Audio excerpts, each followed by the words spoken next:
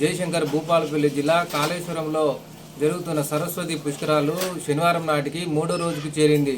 మూడో రోజు భక్తుల రద్దీ అధిక సంఖ్యలో పెరిగింది. కాళేశ్వరం నుండి మాదేపూర్ వరకు ట్రాఫిక్ జామ్ అయింది. స్వయంగా ఈ ట్రాఫిక్ను క్లియర్ చేయడానికి జిల్లా కలెక్టర్ రాహుల్ శర్మ, జిల్లా ఎస్పీ కిరణ్ ఖరే స్వయంగా ద్విచక్ర వాహనంపై పర్యవేక్షిస్తూ ట్రాఫిక్ను క్లియర్ చేశారు.